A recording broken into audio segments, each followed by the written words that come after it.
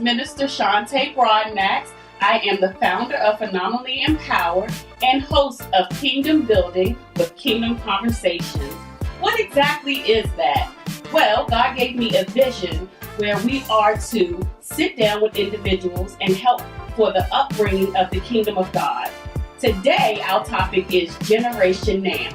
So I have a special guest, Gino. Hello, Gino. How are you? What's going on with you? I'm doing well. So, Gino, tell everyone who you are. What is it that you do? Tell us about yourself. Well, I'm an entrepreneur first. I'm working on a few businesses.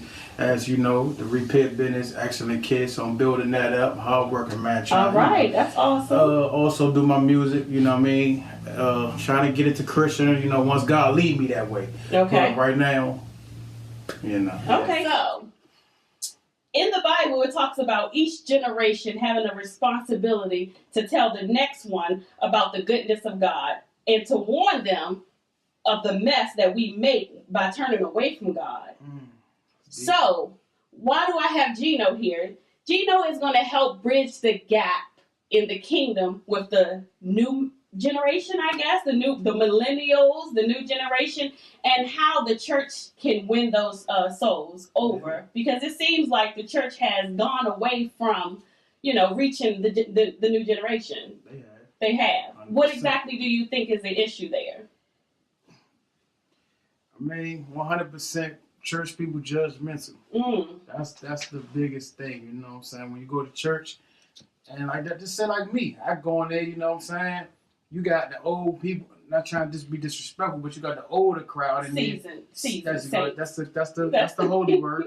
You got the seasoned people in there looking at you like, oh, got dreads, got, got his regular clothes on, pants maybe slightly off the way. They can't accept that. So you think they judging you by your outer appearance before they even get to know you? They judge you offhand. You know what I'm saying? I grew up in the church, right? Okay. So when I go right to the door, the usher right there, he acting like I've never been there before. You know what I'm saying? Like, normally it's like, okay, I'm gonna show you to your seat. It's like they get nervous sometimes. You know what I'm saying? It's like, come on. Do you think they're afraid of the way that your appearance, or what exactly do you think makes them nervous? They just judgmental. They judgmental. That's all it is. So you feel like that, and it's not everybody, because you go to some churches and they welcome you, but when you go to mostly older people church, they just always got something to say. You know what I mean? They always beating down the young people. You know what I'm saying? Especially in the Christianity world. Mm-hmm.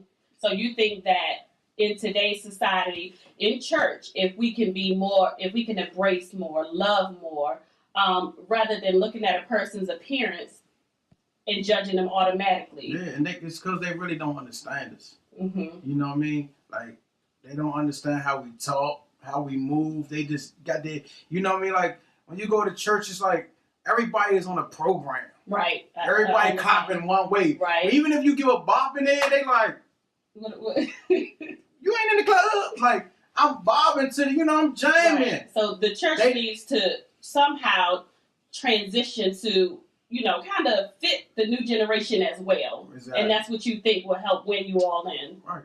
Really? Right. Okay, so then what do you think?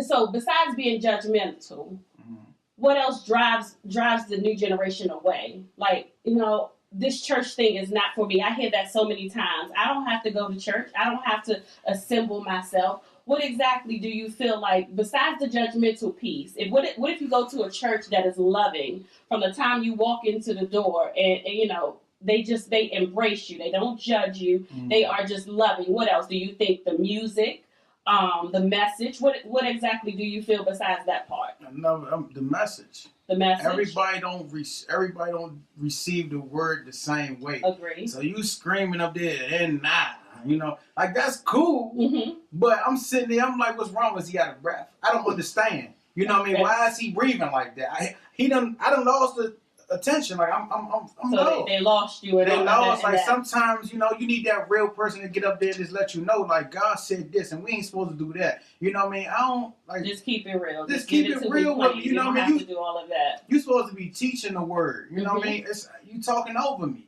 All the mothers in the church is clapping. They feeling it because they understand it. But the young folks are sitting there like, we don't understand. A lot of churches have gotten so stuck in what we call tradition. And they do things like church as usual, as we say. So I think what you're trying to say is, instead of sticking to a program that has been cycling around, do things differently. The music, how are you with the music? You are a young artist. Do you think bringing in some of that type of music will help out? Not the type of music I got. Because we're going to keep, no, not that, but at the end of the day, yeah. They got young artists that's gospel. Right. You know what I'm saying? They got gospel go-go in this area. They got all that stuff. But, again, when I done been to a church and they tried that and I saw how the older people was. They was frowning their face. They moved the way they let, like, they don't like that type of stuff. Because they don't understand it. So it's like, I don't understand what y'all on, and y'all don't understand what we on, but we get discredited because y'all don't understand us. It don't make sense. It doesn't make sense, and I totally agree with you. But let me ask you a question. Yeah. Say God gave you this vision to open up a church. Tell me, what would you do? I want to know Gino's church. Tell me how this would go. That's crazy. I mean, because you have to reach both ends. You can't just be appeasing to your generation. We need the seasoned saints there too, because you need the mothers. The mothers are there to help the younger women, dress better, cover themselves up, help them, be role models. You need the mothers. All right. If I was living 100% on that book. Okay. Because first thing first, I can't be a hypocrite and I can't be a fraud. Absolutely. So if I'm living on that Bible 100%, I'm living right, and it's time for me to be ordained and have my own church and all that good stuff. How would I run my church? I would make sure, first of all, the youth will be taken care of. Okay. And how you do that is, one thing that the youth always complain from, probably like 5 on the 25, is basically there's nothing to do. You know what I'm saying? When you become a Christian, sometimes as a young folk, you feel like it's boring. Because what can you do? Right. You know what I'm saying? Like everything on social media is what? Going to the club, pop bottles, will be, you know what I'm saying? What you'll normally do on a normally basis. Well, we're not popping bottles in church. So you're not popping bottles. But that's what I'm saying. Now, what I will have to do is make sure that my young folks have their outings. Okay. That we come together, we fellowship and have a good time. We do the gospel go-go's. We do the talent shows, and we go bowling. We do stuff that keep them moving around. Right. You know what I'm saying? Church, now, it's still order. You got to still have order in the church. So I ain't saying we got to be wild. Right. But at the end of the day, I'm still going to respect you. You know what I'm saying? As long as you come in, and for the ladies, you can't come in there hoochie fat. But as long as you come in there, you still got to look like a saint. You know what I'm saying? What does a saint look like? Let's dive into that for a second. How you would go to your job. Okay. Like, don't come to here like you going to the club. Okay. I said, you can wear what you want, but, you can't go to the job, you know what I'm saying, with that short thing on. They're going to be looking at you crazy. Okay. Now, I'm going to look at you crazy, too, as a pastor. So, at the end of the day, come to church how you want. Make sure you're professional looking. But at the end of the day, we're going to still have altar call. We're going to still do the same things, but it's going to be youth Sundays. And youth Sunday is going to be really about the youth. Right. I go to church and they say, this youth Sunday. I'm in there like, where the youth at? Oh, yeah, y'all had a youth choir. That's it. You know what I'm saying? So do you feel like on Youth Sunday the message isn't tailored towards the youth? Unless half of the time they beat down the youth. They beating down. Half of the time they talking about what kids not doing right. You know what I'm saying? It's not an uplift. See, the thing is, in the Christian world that I understand is why people don't uplift each other more. That's what kingdom building is all about. See? It is about uplifting each other, and that's what it should be about. That's what it should be. I'm not supposed to go to church and leave church and feel like, dang, I've been doing wrong. I'm supposed to go to church like, dang, I did wrong, but you know what? He preached a good message that God forgave me, and now I'm ready to try to walk on straight. The church is like the hospital, and I feel like we have gotten away from that. The church is for the sick. I come in here and I'm sick, and I shouldn't leave here the same way I came because someone judged me based off of my appearance. So you told me how you would run your church with your youth. You would have youth outreach, making sure that, your youth is involved. But what about the seasoned saints that attend your church? Because it's not going to be all about the youth. And I would still give the seasons folks what they always get. They still get, it's 4 Sundays. It's 4 Sundays out of a month. You know what I'm saying? You can easily break it down. You can do 2 for the seasons, 2 for the youth. Or you could just break it down. I would just make sure it's a balance. Right. Where balance is good. They're good and they're good. And it got to be an understanding. You know, it's not no, you ain't coming to me on my meetings, coming to my table talking about, I don't like how the youth do this. That's because you're not a youth. Worry about the singers. I got the youth. Okay. You know what I'm saying? I think in church, it's too many buddies. Everybody want to accommodate everybody else because guess what? The older folks bringing in the tithes. They bringing in the money. The youth probably dropping off that dollar. You know what I'm saying? But at the end of the day, what's going to keep your church moving? When the older people start going, then you got the youth that you done ran out the door. Now you like, dang, I'm losing my church. Absolutely. You don't even know why. That makes sense. Because you was all about the old folks. The seasoned folks. No disrespect. No disrespect. The seasoned saints. The seasoned okay, saints. So now with that, what you're saying is you have the youth. So do you think that God has a calling on your life to maybe one day, be a youth leader, youth pastor, or, what do you think? What direction do you see God, having your life in? Have you ever asked God that? Yeah. Okay. I got a close relationship with the man upstairs. Okay. Everything is in time. Everything is in this season. You know what I'm saying? Do I believe, I'm supposed to be doing something with the youth? Yeah, I do stuff with the youth now, but is it going to be a bigger purpose? Am I moving to a bigger purpose? Of course. I'm just growing, you know what I'm saying? Growing every day. You're growing, but you have to have the right place to grow. Yeah. That you can feel like you can grow without being judged. And one thing I'm not going to do is go into a situation where I can be looked at as a hypocrite. Because that's another thing Christians love to do. As soon as they can find that one thing, they own it. Yeah. Oh, yeah, he was in the strip club. Yeah, I was there. And 2 years ago, but they, you know what I'm saying? Christians people don't let see you for your past. You know what I'm saying? They don't let you grow. So it's like, yeah, you see me. I was doing that. Yeah, I was in there. You know what I'm saying? Your daughter probably was in there too, but I ain't say that. But at the end of the day, you get what I'm saying. So right. They just think you're supposed to be this perfect person. You know what I'm saying? Mm-hmm. And there's no perfect person. So, besides Jesus himself, and that's it. But we have a job, and it is to train and to teach this generation and reach them by any means necessary. And I think the church has gotten away from that aspect. So you would have a program for your youth. Mm-hmm. Would you have a separate pastor? Because remember, we're talking about your church. Of course. Would you have a separate pastor that preaches to the saints that are not in the same generation? Or I sure would. Mm-hmm. I would definitely, because at the end of the day, yeah, you the pastor, you are the bishop over the whole church. But you got a whole church to run. You can't just focus on that side. You know what I'm saying? You got a whole lot of other stuff to deal with. Right here, we got some young souls that's out there right now. It's critical out there. It is definitely. It's real out there. So at the end of the day, if you don't got nobody just focusing on the youth, checking up on the youth, hollering at them all the time, making sure they good, you're going to lose them. You know what I'm saying? And I ain't trying, I like to keep it real. Please do. I ain't trying to throw it out there, but that's why a lot of Muslims is taking over, because at the end of the day, they moving to more brotherhood. And the men feel like they can go do that because I got a brother. They trying to move that. And Christians, just like, we not trying to do that. You know what I'm saying? So we just getting pushed in the back burner when it shouldn't be like that. I agree with you. I feel like Christianity is, and it should not be about this, but it's like each man for themselves. And that's not the way kingdom building should be. Right. Kingdom building is, okay, I see my brother down. What can I do to help my brother? But I feel like in today's society, in today's church, it's more about a position. People have gotten so focused on positions that they forget the real work, the real kingdom work.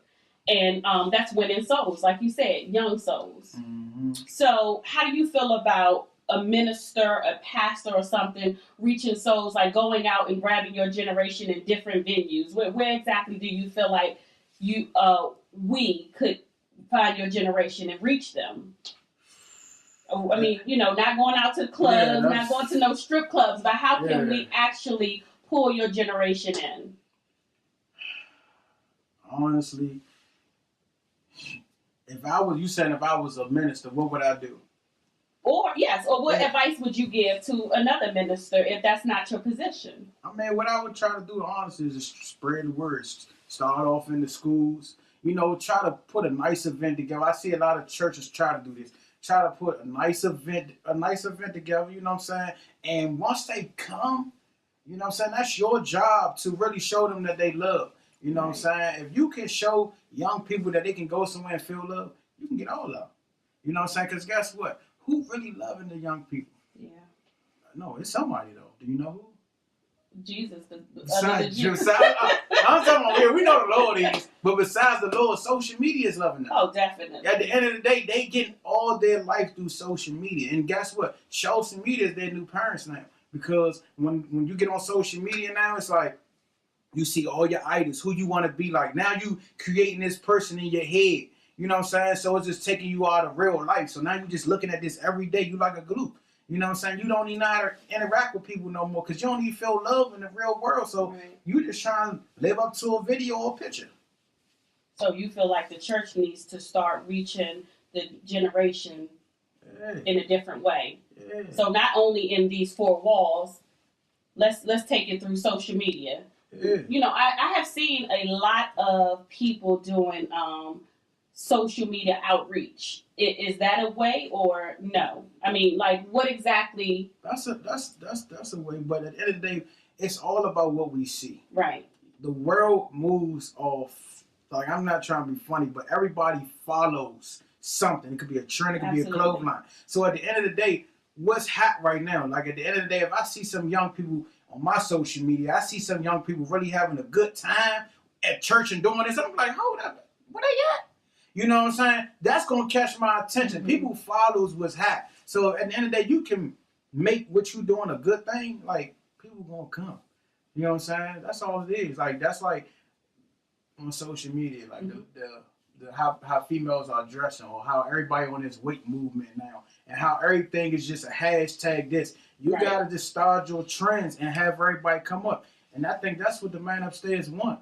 Because right now, guess what? Right now, everybody want to be tatted up all over, because that's what they see everywhere. That's what all the attention at. That's what it look like the money at. You know what I'm saying? All the girls want to look half naked because that's what they see. That's the people that's hot on what they glued to every day. You know what I'm saying? It's not about God. Like, and then another thing, you know what I'm saying? People took the fear out of God too. Absolutely. So, you know what I'm saying? When people took fear out of God. You know what I'm saying? And I'm not gonna blame it on the older generation, but they say, man, because God forgive you for your sins, it's grace. He gives grace. All you gotta do is this. But a lot of people take advantage. And they take advantage of that. Absolutely. You see what I'm saying? So you got these young people, they don't know. You know what I'm saying? They looking at it, they like, oh, God will forgive me. You know what I'm saying? They don't have nobody.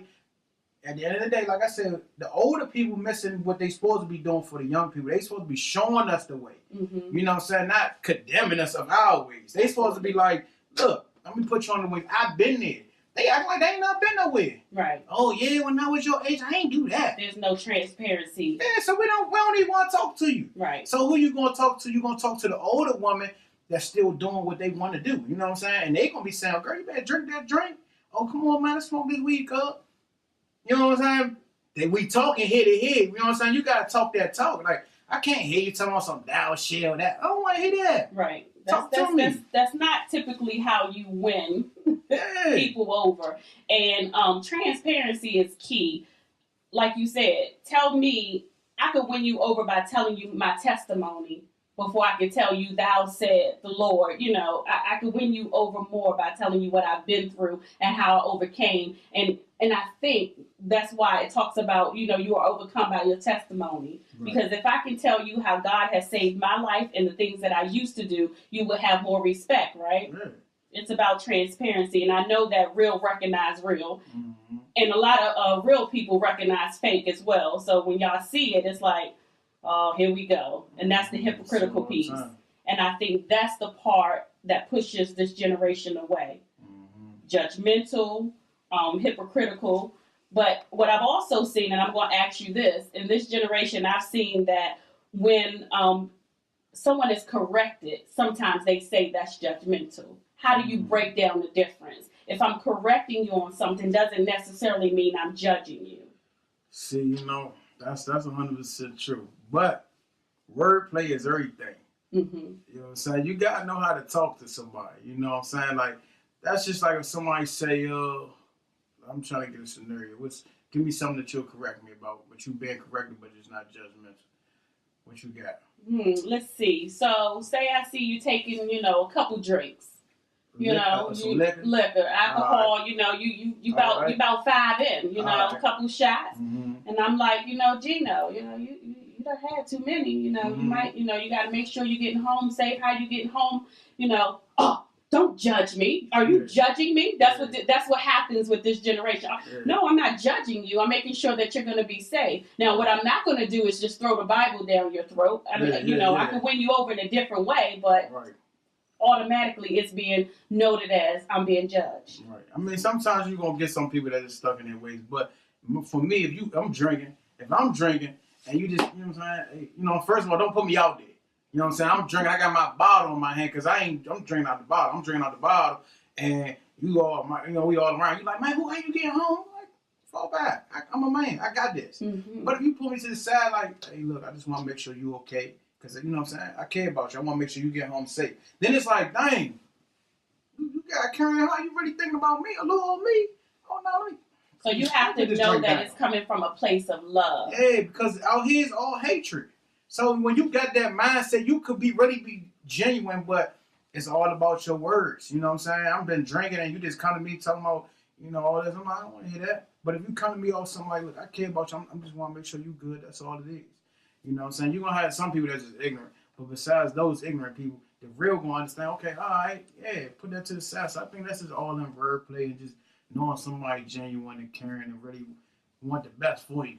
Okay. Because these Christians, another thing, I don't want to talk too bad about y'all because I love y'all, because I'm a part of y'all too. Keep it real. No, we here to keep it real. But at the end of the day, you know what I'm saying? It's like, it's all about position too in church. You know what I'm saying? Everybody want to be a big dog. You know what I'm saying? When you go in church, you can just tell how they walk around with their nose up. Like, it's just like, dang, I'm just a regular member and I can tell who is who in here. It's like, you know what I'm saying? Everybody want to show their position off in church. Like, that's not how you supposed to do things. You know what I'm saying? It's like, it's like sometimes I go in there, it's like a competition. It's like a racing game. I'm just looking like, look at this. Even on the choir sometimes, I'm like, look at them. Like, why you over singing everybody? You know what I'm saying? The ushers in the line, but you got that one person walking all like that. Like, why are you doing that? You know what I'm saying? So sometimes churches become a circus because they all want to be somebody. You know what I'm saying? I feel like that's not how you're going to get closer to God. That's not how you're going to get closer to God. And competition should not be happening in the kingdom. That is not how you're going to get close to God. So, all right. So we have love. We want to cut down on the criticism. Be more transparent. These are ways, bring the youth into the service. Make them feel a part of it. And this is the way we can build the kingdom with this new generation. Okay. That's what you gotta do. Okay. Well, okay. So tell everyone, where can they find you? Do you have a website, an Instagram? Like, where can the people find you? Follow me on Instagram, FTF Big Gino. You know what I'm saying? Snapchat, FTF Gino, and Facebook, Big Gino. May I ask you, what is the FTF? FTF, Feed the Family. Feed the Family. Where did that come from? It actually came from one of my best friends that passed away. He came up with the whole concept and all that, Feed the Family. So we just stepped to it, and that's what we're trying to build on. Because once we make it, your family good. So that's what we're trying to build, So, that's actually ministry right there in itself. Hey, man. Feed the Family. That is awesome. Yeah. Well, thank you, Gino, for your time. We have had an awesome conversation with Gino here on Kingdom Building with Kingdom Conversation. The psalmist say, we will tell the next generation the praiseworthy deeds of the Lord, his power, and the wonders he has done, to teach their children so that the next generation would know them. They, in turn, would tell their children. Then they would put their trust in God. So, thank you for tuning in. This is Minister Shante Broadnax, founder of Phenomenally Empowered and host of Kingdom Building with Kingdom Conversations. I'll see you next time.